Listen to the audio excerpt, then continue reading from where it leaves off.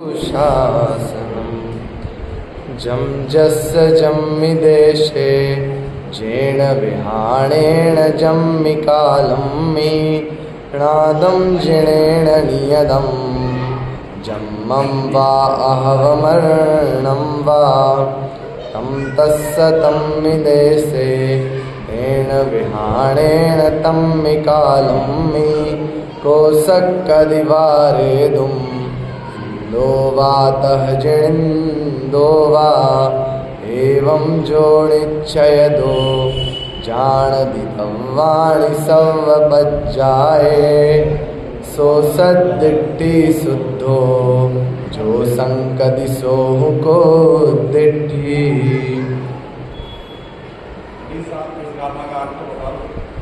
इस गाथा का अर्थ ही विषय में आएगा क्रमशः, उसके लिए मैं रुका हुआ था। चलिए खैर आज पूछा है तो आज इसका अर्थ ही कर देते हैं। विषय में क्रमशः कल परसों तक ये अर्थ आ जाता, आज इसका अर्थ जान लेते हैं। सबसे पहले तो इसका अर्थ से पहले मुझे जो आपको बात कहनी थी, 3-4 दिन से मैं नोटिस कर रहा था, हम नमोकार मंत्र बोलते हैं तो तीसरा तो जो पद हम बोलते हैं नमो नमो, अब कितने लोग आयरियाणम बोलते हैं? जितने लोग आयरियाणम बोलते हैं वो गलत बोलते हैं। प्राकृत में आचार्य का अनुवाद होगा आइरियाणम, छोटी ई, आइरियाणम, आइरियाणम ऐसा पढ़ा जाएगा। आयरियाणम या आइरियाणम या नहीं है, वहाँ पे ई है, ई छोटी ई, तो आइरियाणम ऐसा उसका उच्चारण होगा। दूसरा जो मंगलम भगवान वीरों में हम बोलते हैं अंतिम पद प्रधान नाम सर्वधर्माणाम, तो वो गलत है। प्रधान नाम नहीं, प्रधानम सर्वधर्माणाम। यदि संस्कृत के नियम पढ़ें तो प्रधानम में द्वितीय विभक्ति, सब में प्रधान है, इस प्रकार से उसका अर्थ निकलेगा। इसलिए उसे प्रधानम सर्वधर्माणाम ऐसा करके पढ़ना चाहिए। यह शुद्धि संबंधी जो मुझे कहना था। बाकी इसका अर्थ देखें गाथा का, जम जस जम्मी देशे जेण विहाणेण जम्मी कालम्मि णादम जिणेन नियदम जम्मम वा अहव मरणम वा। ये पहली गाथा।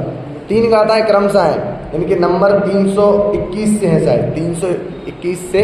इस प्रकार से 3 नंबर कार्तिकेय अनुप्रेक्षा जो ग्रंथ लिखा है अपने कार्तिकेय स्वामी ने, उसमें 3 गाथाएं दी हैं। इन गाथाओं का भाव इस प्रकार है, जम जस जिस जीव के, जम जस जिस जीव के, जम्मी देशे जिस देश में, जेण विहाणेण जिस विधान से या जिस प्रकार से, जम्मी कालम्मी जिस काल में, नादम जिणेन नियदम जम्मम वा अहव मरणम वा। जिनेन्द्र देव ने जैसा जाना है, नादम अर्थात जाना है, जिणेन जिनेन्द्र भगवान ने, नियतम नियत रूप से, नियत रूप से विशेष शब्द ध्यान देने योग्य है। नियत रूप से मतलब निश्चित रूप से जिनेन्द्र भगवान ने जिसका, जैसा, जिस जीव का, जिस विधान से, जिस क्षेत्र में, जिस काल से, जन्मम वा अहव मरणम वा, जन्म या मरण जैसा जाना है। अब बात आती है मुख्य बात, तम तस् उस जीव का, तम तस् तम्मि देशे उसी देश में, तेण विहाणेण उसी विधान से, तम्मि कालम्मि उसी काल में, कोसक्कदिवारेदुम इंदो वा तह जिणिन्दो वा।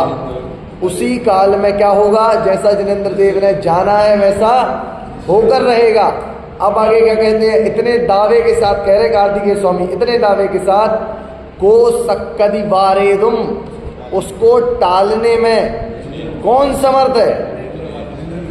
इंदोवा तह जिणिन्दोवा। वो हमसे पूछ रहे हैं क्या इंद्र समर्थ है या जिनेन्द्र समर्थ है? अर्थात दोनों में से कोई भी समर्थ नहीं है। अब तीसरी जो गाथा, अब हमारे काम की गाथा है। ये 2 काम की गाथाएं तो इसलिए थी क्योंकि इस रूप से श्रद्धान करना है।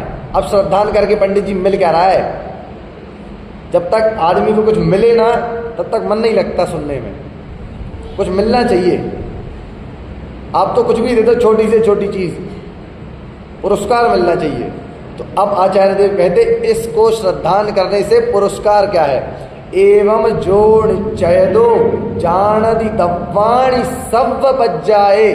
ऐसा जो निश्चय दो, निश्चय से, जानदि जानता है, दब्बाणी सव्व पज्जाए द्रव्यों की सभी पर्यायों को ऐसा जानता है कि जैसी जिनेंद्र देव ने देखी वैसी ही होंगी।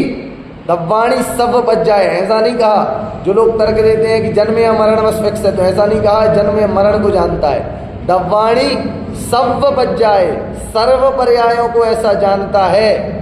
सो सद्दिट्ठी शुद्धो, वह शुद्ध जीव सद्दिट्ठी अर्थात होता है सम्यक दृष्टि है। ये पुरस्कार है, सम्यक दर्शन का पुरस्कार, छोटा मोटा पुरस्कार नहीं है। 1 लाख 2 लाख 4 लाख 5 लाख मिलना ये तो छोटी मोटी बात है। ये हमें क्या, दुनिया में हजारों के पास है, लेकिन सम्यक दर्शन मिलना बहुत दुर्लभ काम है। ये आसानी से नहीं मिल रहा, बहुत मेहनत लग रही है, लेकिन यहाँ आसानी से दिलवा दिया। एवं जो निश्चय दो, ऐसा निश्चय से बस जानो तो क्या है? सो सद्दिट्ठी शुद्धो। अभी नहीं, रुक जाओ थोड़ा। अगर ऐसा श्रद्धान नहीं है तो फिर पनिशमेंट भी है। अकेले तुम खाली नहीं बच सकते। पंडित जी हमें सम्यक दर्शन नहीं चाहिए, हम जा रहे घर। अरे तो रुको, सुनते जाओ पूरी बात। जो संकदी, जो शंका करता है, सोहु कुद्दिट्ठी।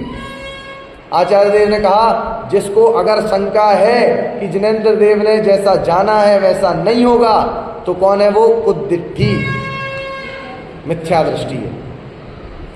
अब एक तरफ पुरस्कार है, एक तरफ मिथ्या दर्शन रूपी पनिशमेंट है। हमें क्या चाहिए वो हमारे ऊपर है। कार्तिकेय स्वामी ने तो दोनों रास्ते दिखा दिए। बस क्या करना है? जम जस्य जम्मि देशे जेण व्याणेण जम्मि कालम्मि तम तस्य तम्मि देशे तेण व्याणेण तम्मि कालम्मि। बस ये काम सरल भी है, ये काम सरल है। निर्माण करोगे तो दिक्कत है। अब बताओ, मेरे साथ जो हो रहा है, मेरे साथ जो होने वाला है, उसको मैं फेर फार करने जाऊं तो कितना मुश्किल है। छोड़िए, अगर मैं कहूं मेरी बुद्धि में, अगर मैं मानूं कि मुझे फेर फार करना है, वो काम कितना मुश्किल है। और अगर मैं आसानी से मान लूं कि जो होने वाला है वो होगा, तो कितना सरल है। एक उदाहरण देखिए, जैसे क्या हुआ, रास्ते में हम जा रहे थे। अब रास्ते में जाते जाते पैर के आगे पत्थर आया, पत्थर से हमारा पैर फंसा, हम नीचे गिरे। अब नीचे गिर के वापस उठ के चलने में कितना समय लगता? वापस उठते, पत्थर को साइड में फेंकते और चलते, इसमें कितना समय लगता? 5 मिनट भी नहीं लगते। अब लेकिन क्या हम ये करते हैं? अगर पत्थर से गिरे हैं तो पहले बेचारे जड़ पत्थर को, और गलती हमारी, गाली पत्थर को 10-15 तो दे देंगे। गाली अर्थात ऐसा सुमत प्रकाश जी कहते हैं बहुत सुंदर भाषा में, गाली की परिभाषा, अपन तो सभ्य लोग हैं, तो अपन मिथ्या दृष्टि किसी को कह दें ये भी गाली ही है, ये भी गाली ही है। किसी को निगोदिया कह दिया ये भी गाली ही है। तो पत्थर को गाली देंगे मतलब उसको 15 मिनट तो भला बुरा पहले कहेंगे, और फिर जिसने वो पत्थर डाला है उसे 15-20 मिनट बुरा बुरा कहेंगे। अब पूरे आधा घंटा 45 मिनट खराब करेगा, और उसके बाद भी ये नहीं बोलेगा कि अरे यार कल से मैं भी देख के चलूँगा, इसे ये नहीं लगेगा। अंत तक अपनी गलती नहीं दिखेगी। बस आधा पौन घंटा खराब करने के बाद क्या निकला? मतलब लास्ट में करना क्या है? जाना ही है। आप कर सकते हो, कुछ कर सकते हो। हमने माना आपने इतनी गालियाँ दी, आपने इतनी गालियाँ दी, क्यों दी? मन में द्वेष था। अब कुछ करो, जो लग गई है उसको वापस ठीक कर लो। हाँ, लग गई है उसको ठीक नहीं करेगा, जोर से पैर मारेगा तो दूसरे पैर में भी लगेगी। और आधा पौन घंटा खराब किया सो अलग। लास्ट में करना क्या पड़ा? मैं तो ये कह रहा हूँ अगर अंत में कुछ और करने का मौका मिला हो तो इतने करने का मतलब था। अंत में किया गया इसने, पत्थर साइड में करके सीधा अपना रास्ता नाप लिया। तो वो 2 मिनट में अगर पहले कर लेता, पत्थर साइड में करता, अरे यार आज गिरना ही लिखा था, ठीक है चलो, और शांति से चला जाता, अब कितना समय खराब होना था? कुछ नहीं हो रहा था। और राग तो इस उल्टे नहीं होते, लेकिन वहाँ आधा पौन घंटा खराब तो किया ही किया। साथ में किया क्या लास्ट में? जो 2 मिनट वाले ने किया था वही तुमने किया। तुमने भी अपना रास्ता नापा, उसने भी अपना रास्ता नापा। ना चोट उसकी ठीक हुई, ना चोट तुम्हारी ठीक हुई। दोनों की चोट ठीक नहीं हुई, दोनों की चोट में कोई अंतर नहीं पड़ा, दोनों की परिस्थिति में कोई अंतर नहीं पड़ा। बस अंतर कहाँ पड़ा? मान्यता में। एक की मान्यता में था ये होना था तो हो गया, और एक की मान्यता में था कि मेरे साथ ऐसा हो कैसे गया। ये मान्यता अंतर करती है। अभी अपन पढ़ रहे थे, केवली भगवान अपनी पर्याय के तो करता है, लेकिन दूसरे की पर्याय के करता नहीं है। अब आप बताइए, हमें इतनी सी चीज का ज्ञान हो जाए, आप देखिए इतनी सी चीज का ज्ञान हो जाए और हमें क्या लगने लगता है? ये मैंने किया है, या उसमें हम थोड़े बहुत निमित्त बन जाए। तो केवली भगवान अनंत पर्यायों को जानते हैं, अनंत पर्यायों को जानते हैं, पर क्या उन्हें कभी लगा कि मैं इन सबको करने वाला हूं? हम कितनी पर्यायों को जानते हैं? अति से अति अगर हम किसी पर्यायों को जानते हैं, थोड़ी बहुत, मतलब ये मानिए अगर द्रव्य की अनंत पर्याय हैं तो उसमें हमारी तो इतनी सी पकड़ में आती होंगी। केवली भगवान पूरी जानते हैं तो भी कर्तृत्व बुद्धि नहीं है, ये अंतर है। वो कहते हैं ना जगत में अधूरो घड़ो छलकाए घड़ो। जो आधा भरा हुआ घड़ा होता है ना, वो छलकता भी ज्यादा ही है। जो अज्ञानी होता है उसे लगता है मैं कर रहा हूं, मैं कर रहा हूं, मैं कर रहा हूं, लेकिन जो वास्तव में करने वाला है वो कभी नहीं बोलता कि मैं कर रहा हूं।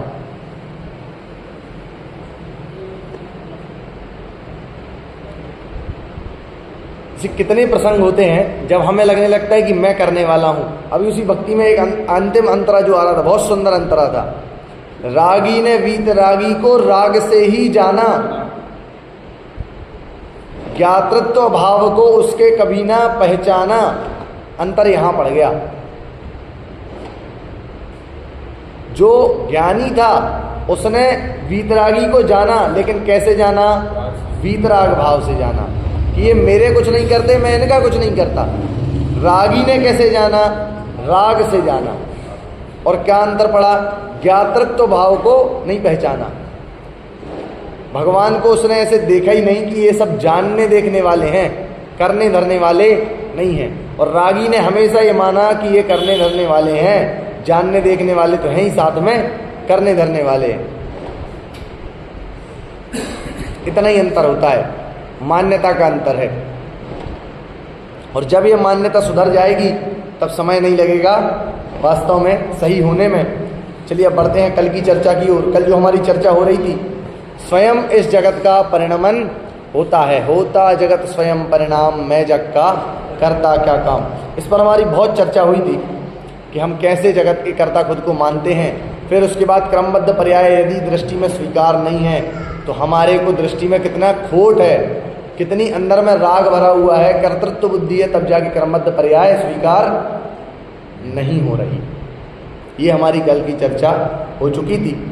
आज अपन बढ़े, मात्र एक उदाहरण देखते हैं स्वयं की योग्यता से कैसे होता है और हम कैसे उसको बदलना चाहते हैं। निरंतर अंदर में एक बुद्धि दौड़ती है, मेरे अनुसार काम नहीं हुआ मैं बदल के रहूँगा, मैं दुनिया को दिखा के रहूँगा कि ये काम मेरे हिसाब से होके रहेगा।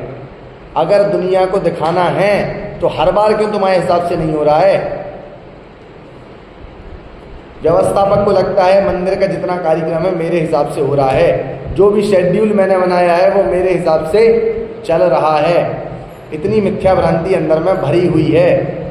तो आपने शेड्यूल में बनाया था 8:15 से प्रवचन होंगे, 8:25 से हुए, 10 मिनट आपके कहाँ गए? अगर आपके हिसाब से काम होना था तो 10 मिनट लेट कैसे हुआ?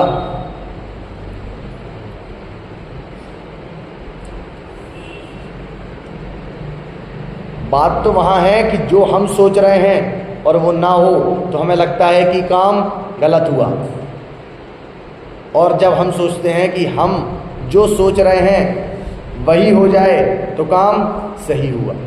हम सही गलत का निर्धारण अपनी सोच के हिसाब से करते हैं। एक बात देखिए, एक बच्चा होता है, छोटा सा बच्चा होता है, अब जब उसकी मम्मी उसे पढ़ाएं, पापा उसे पढ़ाएं, कोई भी उसे पढ़ाता है तो उसे ज़ोर ज़ोर से डांटता है, एक आध चांटा तो खींच देता है कि तुम जल्दी क्यों नहीं पढ़ते, तुम जल्दी क्यों नहीं लिखते।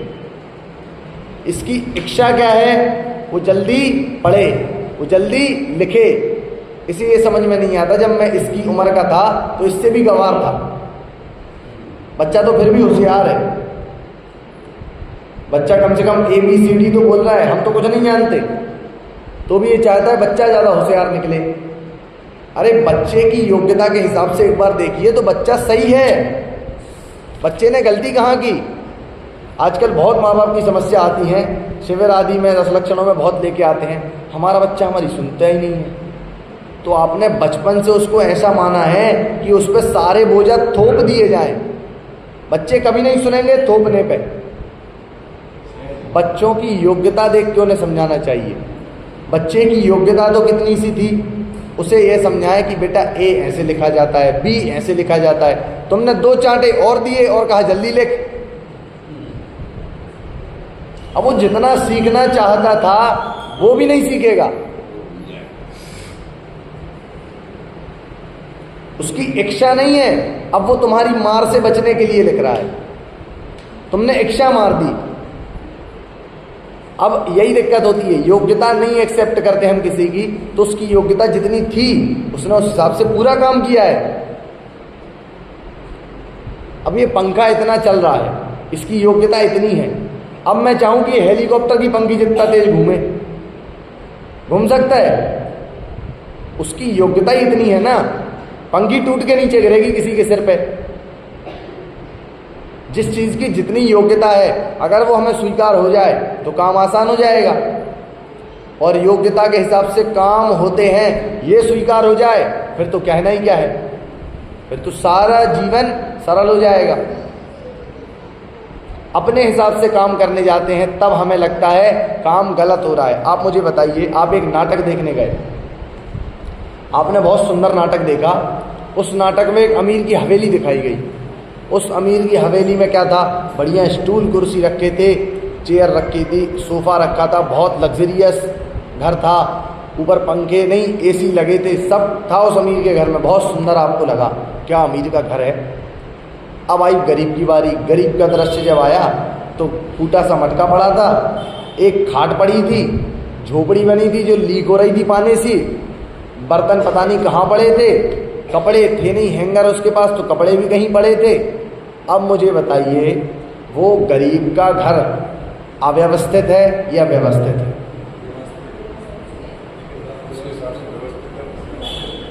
ये मुख्य बिंदु है। नाटक के हिसाब से वो घर व्यवस्थित है, और हम अगर देख रहे हैं तो हमें कैसा लग रहा है? अव्यवस्थित। नाटक के हिसाब से वो घर कैसा है? पूरा व्यवस्थित है। अब गरीब के घर थोड़ी AC लगा देंगे, बोलो। गरीब का घर बनाना है तो अव्यवस्थित रखना पड़ेगा। तो वो अव्यवस्थित गरीब का घर नाटक के हिसाब से कैसा है? पूरा व्यवस्थित है, अव्यवस्थित नहीं है। अब दिक्कत कहाँ आती है? हमें लगता है वो गरीब का घर अव्यवस्थित है, दिक्कत यहाँ है।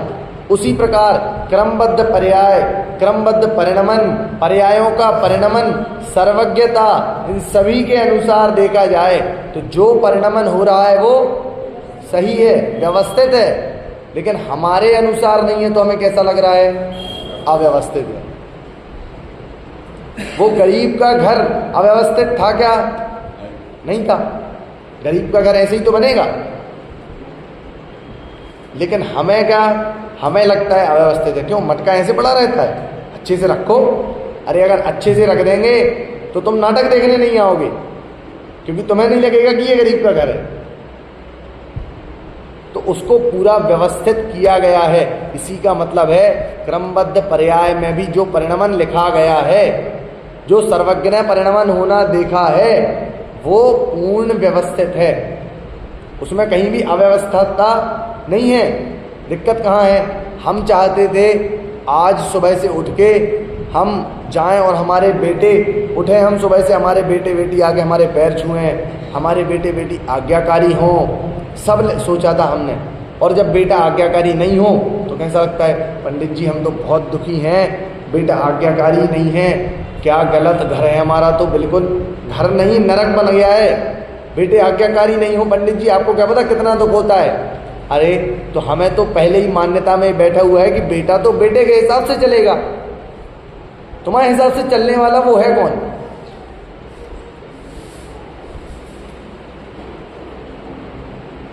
बताइए। अच्छे बाप का बेटा अच्छा, बुरे बाप का बेटा बुरा, ऐसा नियम लिखा कहाँ है? अगर अपने हिसाब से परिणमन करवा पाते तो बुरा बाप उसे बुरा ही बनाता, अच्छा बाप उसे अच्छा ही बनाता। अच्छे बाप के बुरे बेटे तो आपने बहुत देखे होंगे, उसका उदाहरण देने की आवश्यकता नहीं है। आज के समय में हर तीसरे घर में बाप तो ऐसा लगता है, बाप को ऐसा लगता है, हर पिता को ऐसा लग रहा है मैं तो भगवान की दूसरी मूर्ति हूं, मेरा बेटा ही नालायक है। उनके काम कैसे नहीं देखेगा, ऐसे हर घर में सीन है। लेकिन अब आप देखिए बुरे बाप का अच्छा बेटा कहाँ होता है? राजा श्रेणिक का नाम आपने सुना होगा। राजा श्रेणिक, उनके काम ऐसे थे कि क्या बताएं, पर जो उनका बेटा था अभय कुमार, वो हमेशा से जिन धर्म में लगा रहा, जिन मार्ग में लगा रहा, वो अच्छा था। अब बुरे बाप का बेटा भी अच्छा हुआ कि नहीं?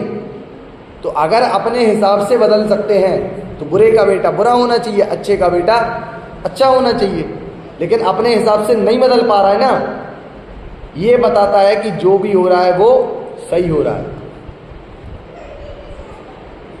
एक पंक्ति आती है, जो होता है अच्छे के लिए होता है। अब ये पंक्ति तो आती है, इसको आप जैन धर्म पे घटाइए। बाहर के लोग में तो क्या कहा जाता है, कुछ ना कुछ सीख देने आती है। तो वास्तव में जैन धर्म के अनुसार भी देखा जाए तो अच्छी परिस्थिति हो तब तो हम खुश होते हैं, और बुरी परिस्थिति हो तब दुखी होते हैं। लेकिन ये सुख दुख देने के लिए नहीं, ये वैराग्य के लिए आई थी। बताइए, सेठ सुदर्शन के जीवन में इतनी तकलीफ आई, अंत में उन्हें सूली की सजा सुनाई गई। अब इसमें बताइए हम तुम में से कोई भी होता तो दुखी होता, दुखी होने के अलावा कोई और ऑप्शन नहीं बचता। मन ऐसा करता कैसी ज़िंदगी में फंस गया हूँ, मर जाऊँ मैं तो, बिल्कुल खराब ज़िंदगी, बहुत आंखों से आंसू बह जाते और न जाने 24 घंटे क्या विचार चलते अंदर में, वो तो हम ही जानते हैं। लेकिन सेठ सुदर्शन ने वहाँ क्या विचार किया? अगर यहाँ से बच के निकल गया तो मुनि दीक्षा लूँगा, ये विचार किया। तो वो बुरी परिस्थिति उनको दुख देने नहीं, वैराग्य देने आई थी। कोई सुख की परिस्थिति, कोई पुण्य के उदय की परिस्थिति आती है तो वो हमें संसार की क्षणभंगुरता दिखाने के लिए आती है कि आज तेरे पास पुण्य है, कल नहीं होगा, ये देख करके वैराग्य देने के लिए आती है। इसलिए कहा सब होता है अच्छे के लिए होता है। सारा परिणमन व्यवस्थित है, उस परिणमन को समझने की देर है, उस परिणमन को बदलने की देर नहीं है। ना कभी बदल पाए थे, ना कभी बदल पाएंगे, लेकिन समझ सकते हैं और समझ जाएंगे तो नियम से भला होगा। ये है परिणमन सारा व्यवस्थित। वो गरीब की झोपड़ी अच्छी थी नहीं थी, लेकिन व्यवस्थित थी, हाँ थी। हमारे जिंदगी में जो हो रहा है वो पुण्य का उदय हमेशा चलता है नहीं चलता है, लेकिन व्यवस्थित है तो हाँ व्यवस्थित है। केवली ने यही देखा था तो यही हुआ है। और सारा परिणमन व्यवस्थित है, इसका मतलब ये नहीं कि व्यवस्थित है तो सब कुछ जो हो रहा है वो हो सकता था या नहीं हो सकता था, ऐसी कोई शंका करने वाली बात नहीं है। हर एक पर्याय निश्चित है कि इस समय में क्या होने वाला है, हर एक पर्याय। इसमें कोई भी ऐसा, देखिए जैसे आपने नाटक तो देखा, अब आप मूवी देख रहे हो नाटक ही देख लिया, आप नाटक देख रहे हो, पहला सीन गरीब का, दूसरा सीन अमीर का, तीसरा सीन कुछ और आया, ऐसे सीन चलते गए। अब मुझे आप बताइए, पहले के बाद तीसरा सीन आ सकता है?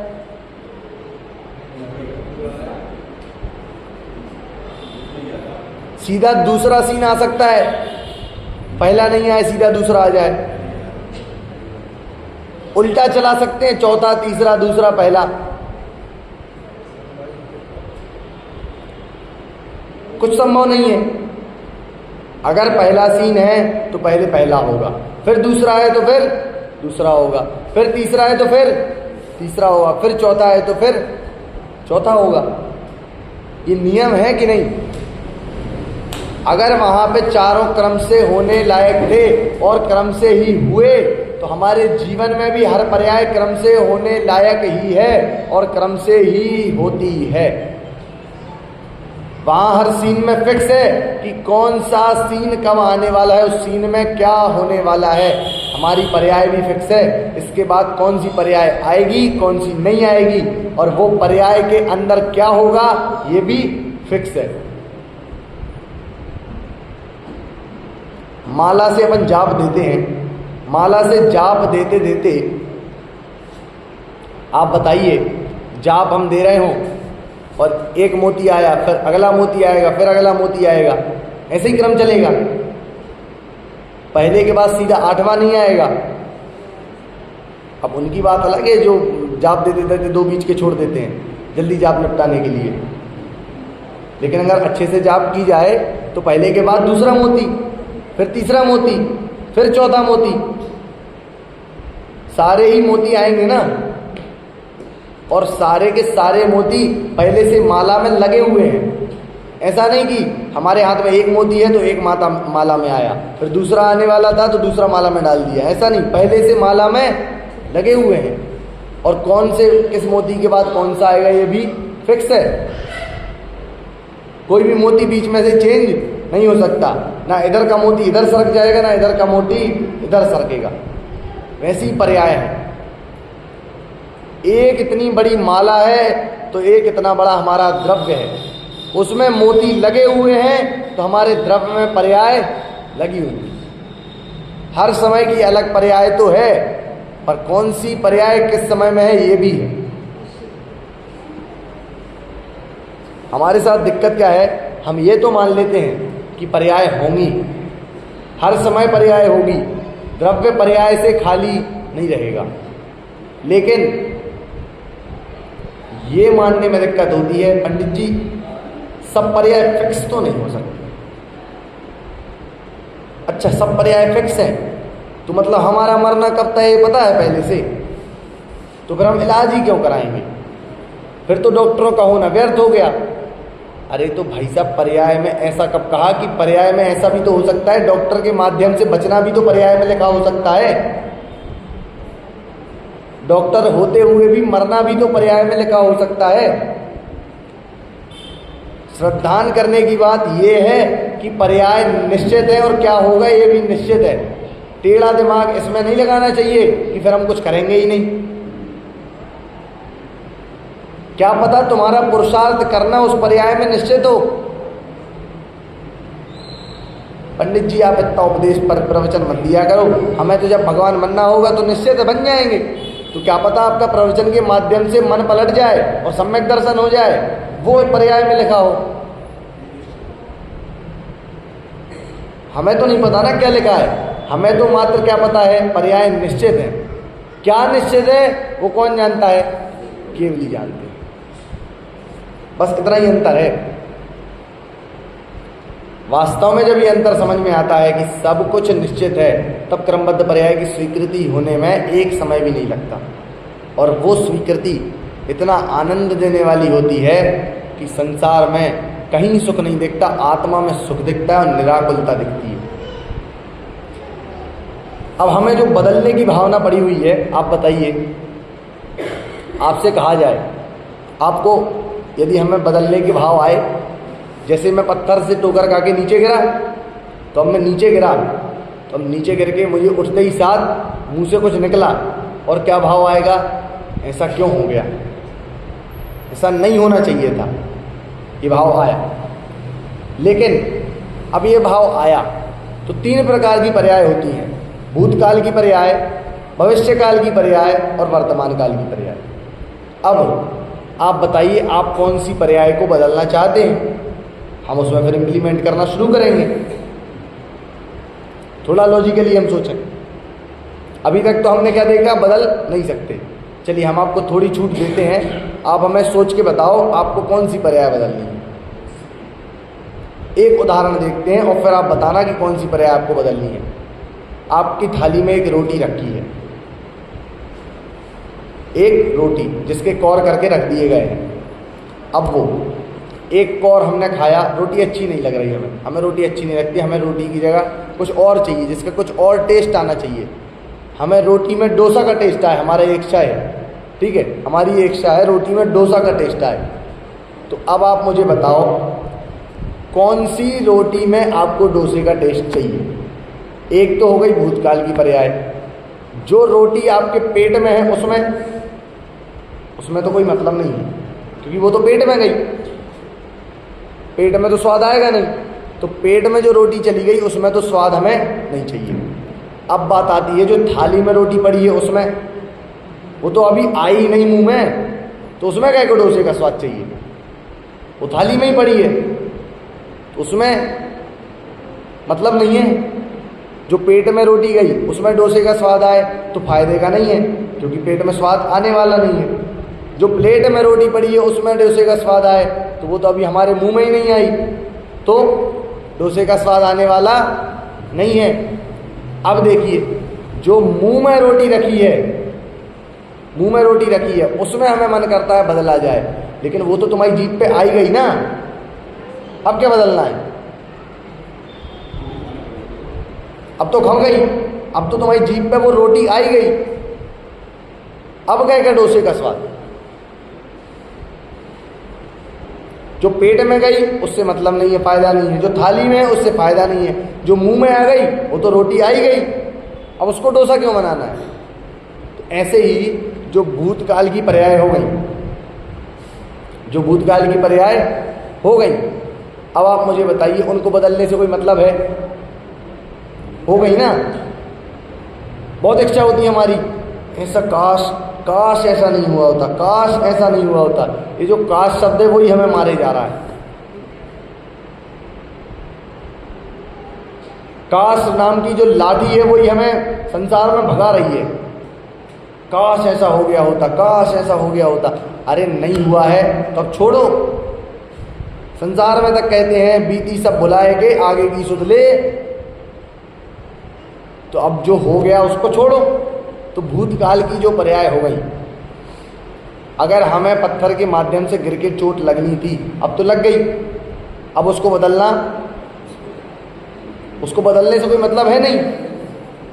अब देखिए, अब जो भविष्यकाल की पर्याय है वो तो अभी आई ही नहीं, उनको बदलने से कोई मतलब नहीं है, आई ही नहीं है ना। और जो वर्तमान की पर्याय है वो तो चालू ही हो गई। अब वो वर्तमान की पर्याय चालू हो गई तो अब क्या बदलना है। आप पत्थर के माध्यम से गिरे और लगी, तो आप पहले जो आ रहे थे और पत्थर के माध्यम से गिरे और लगी, उस पर्याय को बदलना संभव नहीं है, मतलब भी नहीं है, वो तो हो गई। अब पत्थर से लगने के बाद आपको चोट लगेगी, आपकी डॉक्टर पट्टी करेगा, ये भविष्य की पर्याय। तो डॉक्टर पट्टी करेगा तो उसको अभी पट्टी करेगा ना, तब बाद में, उसको अभी क्यों करना है आपको, वो बदलने संभव नहीं है। लेकिन अब हमें हमें जो अंदर में इच्छा होती है कि हम बदलें कुछ करें, वो कई की इच्छा है वर्तमान पर्याय की।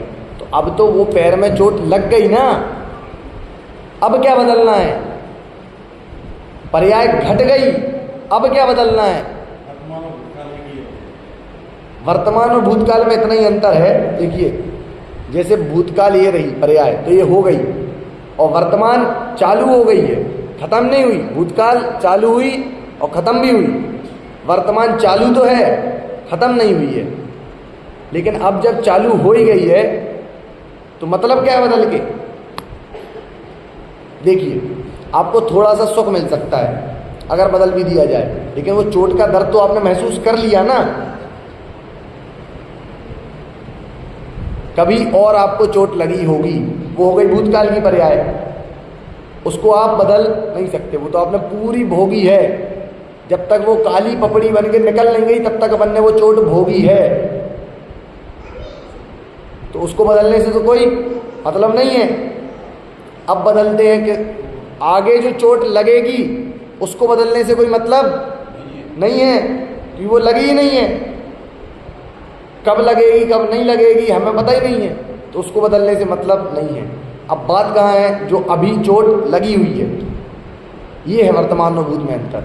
भूत की लगी थी और मिट गई, ये लगी तो है, मिटी नहीं है, और अब हमें लग रहा है कि मिटानी है।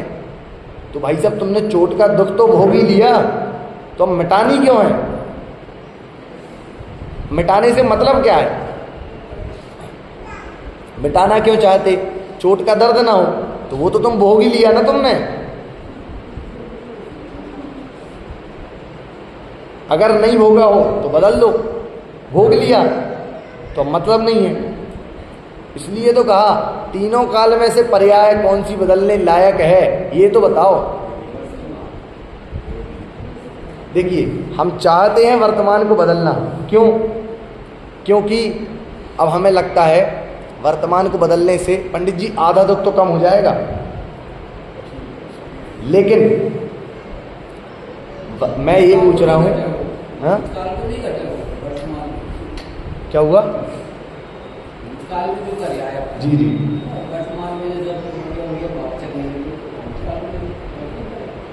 भूतकाल में कुछ फर्क, हाँ भूतकाल, देखिए वर्तमान कर्म का कॉन्सेप्ट ऐसा है कि संक्रमण होता है। संक्रमण एक बड़ी चीज है। हाँ, वो संक्रमण ही कहलाता है, वो संक्रमण ही कहलाता है। संक्रमण होता है, अपकर्षण होता है, ये सारी चीजें करना नहीं होता विषय है। संक्रमण बस इतनी सी चीज है, जैसे मैंने क्या किया था, पहले पाप किया था, लेकिन अब मैं प्रवचन में बैठ के पुण्य कर रहा था, तो वो पिछला जो मैंने पाप किया था वो मेरा अब उदय में आने वाला था कि मैं इधर से निकलूंगा और मेरा पैर फ्रैक्चर हो जाएगा। इससे भी क्रमबद्ध पर्याय सिद्ध होती है। देखिए आप कैसे क्रमबद्ध पर्याय सिद्ध होती है कि अपन को क्या लगता है, पैर में थोड़ी सी चोट लगी, और क्या लगने लगता है, क्या लगने लगता है, आप इधर बारिश थी, आप प्रवचन से सीढ़ियों से नीचे उतर रहे थे, थोड़ी सी पैर में चोट आई, और क्या लगता है, प्रवचन में बैठे अच्छे काम करते, तो भी हमारे साथ यही क्यों हो जाता है? अब पता नहीं पहले आपने किसी जीव को मारा हो और आपको उदय इतना भयंकर हो कि पैर टूटेगा और आप व्हील चेयर पे पड़े रहोगे, पर प्रवचन में आपने पुण्य बांधा और वो पाप संक्रमित हुआ। संक्रमण मतलब बदल गया, या अपकर्षण हुआ और कम हो गया, तो वो आपका पैर बस थोड़ी सी मोच आई। क्या पता आपको उदय में तो लिखा हो व्हील चेयर पे बैठोगे, टूट जाएगा। ये होता है पहाड़ से सुई की नोक पे। अब देखिए, अब अगर हमें वहां ये स्वीकार हो जाए कि मेरे पैर में इतनी चोट होना ही लिखी थी, बात खत्म हो जाएगी। वही बात है ना, आपको पैर में चोट लगी, आपको लगा मेरे पैर में चोट लग गई है, ऐसा ही होना था और हो गया, तो आप सीधा घर का रास्ता नाप लेंगे। लेकिन अब आधे घंटे उस सीढ़ी को गाली दें, आधे घंटे बारिश को गाली दें, फिर उसके बाद सोचे कि हमारे साथ ही ऐसा क्यों होता पंडित जी, पता ही नहीं है। आधे घंटे, पौना घंटे, 2 घंटे स्वाध्याय करते, इतना धर्म करते हैं, तो भी हमारे साथ ऐसा ही हो जाता है। तो ये तो मान्यता की दिक्कत है, मान्यता की दिक्कत है ना। क्या पता आपका पैर टूटना लिखा था, बच गए, तो भी लग रहा है कि मेरे ही साथ क्यों होता है।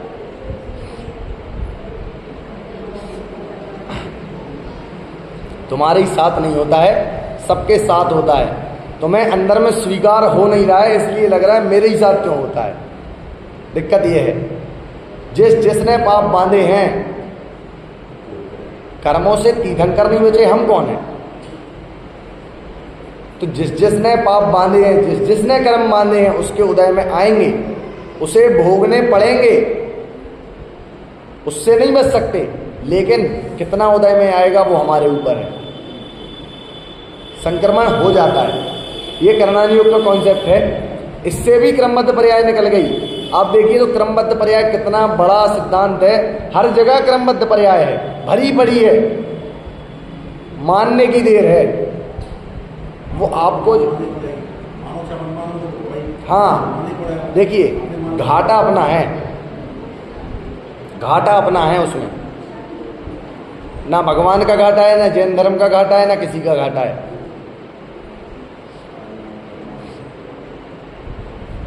अब आपसे कहा जाए कि यहाँ से एक फ्री ट्रेन चलवा रहे हैं, यहाँ से एक फ्री ट्रेन चलवा रहे हैं, जिसको भी यहाँ से गुना जाना हो उसके लिए फ्री ट्रेन चलेगी हर दिन। बढ़िया, एक फ्री ट्रेन चालू हो गई। अब कोई व्यक्ति क्या कहे, हम आपकी ट्रेन में बैठेंगे, हम नहीं बैठेंगे, हम तो अपनी गाड़ी करके जाएंगे, अपनी अमीरी दिखानी है, हम तो गाड़ी करके जाएंगे, हम तो किसी और से जाएंगे, फ्री में तो हम नहीं बैठेंगे, इसका किराया ही ले लो लेकिन हम फ्री में तो नहीं बैठेंगे। तो अगर आप उसकी फ्री ट्रेन में नहीं बैठोगे तो आपका घाटा कि ट्रेन वाले का घाटा? घाटा किसका?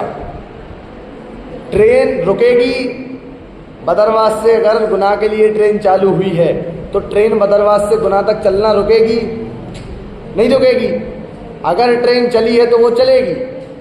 तुम्हें ट्रेन में नहीं बैठना तो ये तुम्हारा घाटा, ट्रेन वाले का घाटा, ट्रेन का घाटा, बाकी यात्रियों का घाटा कुछ नहीं है। किसको पड़ी तुम्हारी? तुम आओ नहीं आओ, तुम अपने घर जाओ, जो करना है करो, हम तो जाएंगे, फ्री चल रही हम जाएंगे। तो यही तो सर्वज्ञ भगवान कह रहे हैं, क्रमबद्ध पर्याय सिद्धांत है। क्रमबद्ध पर्याय कहता है सारी पर्याय क्रम से होंगी। अब तुमने मान लिया तो सो सद्दृष्टि शुद्धो, तुम सम्यक दृष्टि, और नहीं माना मिथ्या दृष्टि। अब मुझे बताइए, भगवान का कोई घाटा है? बाकी जीवों का कोई घाटा है? वो क्रमबद्ध पर्याय जो कहती है कि हर पर्याय क्रम से होगी, तो क्या तुम्हारे चक्कर में पर्याय क्रम से होना रुक जाएंगी? नहीं रुक सकती।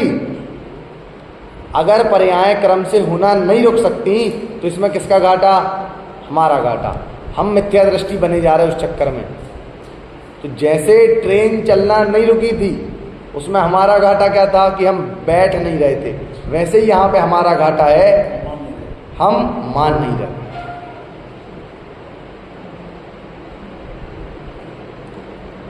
ये माने बिना तो सम्यक दृष्टि ना कोई हुआ था, ना कोई होगा, और ना कोई हो रहा है। अगर आपको सम्यक दृष्टि होना हो तो ये मार्ग है और ऐसा मान लो, और अगर बने रहना हो मिथ्या दृष्टि, संसार के चार गति के डंडे खाते रहना हो, तो खूब ऐसा मानो कि मैं बदलता हूँ और पर्याय क्रम से नहीं होती हैं, जैसा मैं चाहता हूँ वैसा करके दिखा दूंगा। तो वैसा तो कभी नहीं होने वाला। और अगर 100 में से एक बार हो जाए तो खुश होने की आवश्यकता नहीं है।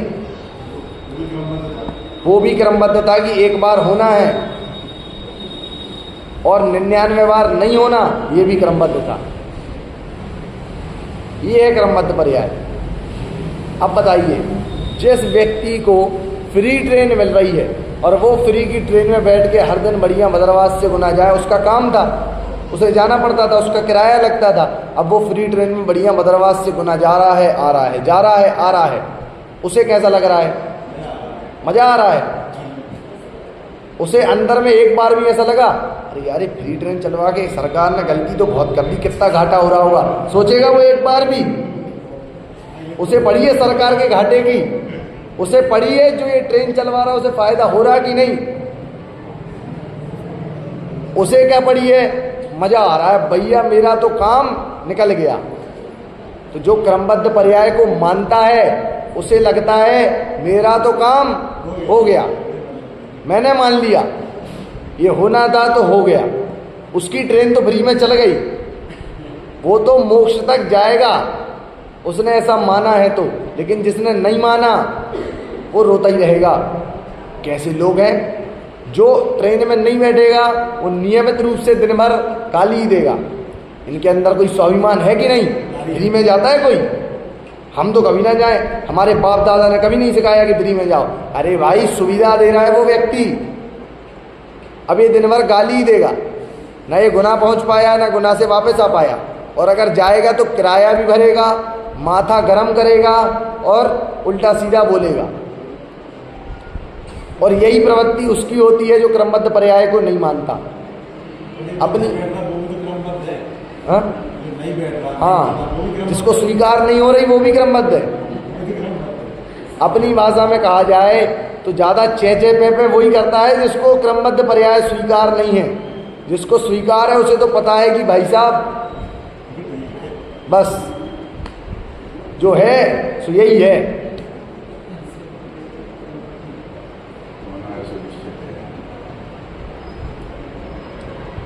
अब इसमें ये दिक्कत की बात ये है कि हमें लगता है हम बदल देंगे, हम बदल देंगे, हम बदल देंगे, जो वाली बुद्धि पड़ी है वो दिक्कत देती है, उससे परेशानी बढ़ रही है।